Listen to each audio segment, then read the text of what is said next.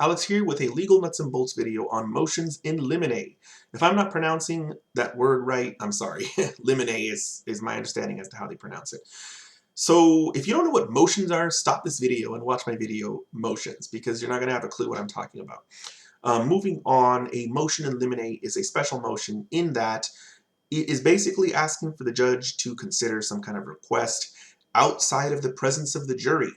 The reason why is probably because whatever that request happens to be going over or talking about, the purpose of it would be defeated if the jury heard you and the other side arguing about it. The most common example is a motion to suppress evidence. If you're trying to suppress evidence, you're trying to keep evidence from being brought up at trial, so it makes no sense to argue about that in front of the jury because that's the same jury that's going to be presiding over the trial, and if they see you and listen to you arguing about not allowing a certain piece of evidence in, they may not care what the judge says about that. They may just say, well, okay, there was a body in the trunk of his car, so the judge suppressed it. Who cares? I just heard it and saw it. Some jurors might think, to heck with that. I'm going to consider that. That's alarming.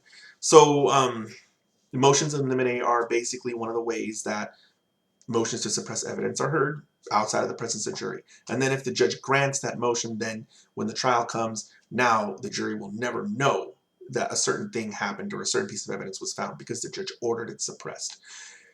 At this point, there's a whole lot of other topics I could cover in this video that I kind of just glazed over, like motions to suppress evidence, but at this point I'm going to go ahead and end this video, cover those other topics in other videos in the future. I think I mentioned jury, not criminal cases specifically. Yes, I did.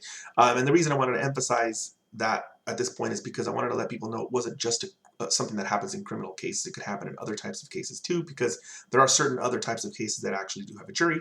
Certain civil trials for money damages do have juries also, so conceivably motions in limine could get filed in those cases as well.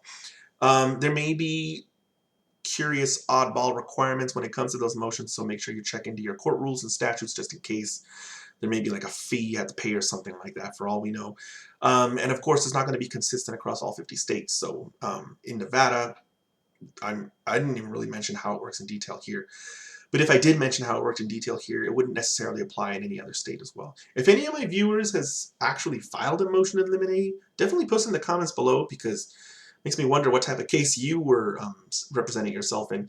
Most of my viewers come from child custody cases, and those don't involve jury trials, so motions in limine aren't filed. There's no point to filing them because there's no jury. The judge is going to hear you arguing at the trial, and the judge is going to hear whatever type of evidence you're trying to suppress, for example. And judges, they've mentioned this in case law over and over again. They being appellate courts, Supreme Courts, and courts of appeal and stuff, they've mentioned that judges are just not the same as jurors. They are able to, what they call, and I quote, separate the wheat from the chaff or something like that. They're able to pick apart what they're allowed to consider and what they're not allowed to consider, and they're able to logically, at least that's what the appellate courts say. Generally, they're able to set aside certain things that aren't supposed to be considered, whereas a jury might not be able to do that. They just might not, they just might refuse to. So at this point, I'm going to go ahead and end this video, and hopefully it was informative to my viewers. At this point, I'll see you guys next time.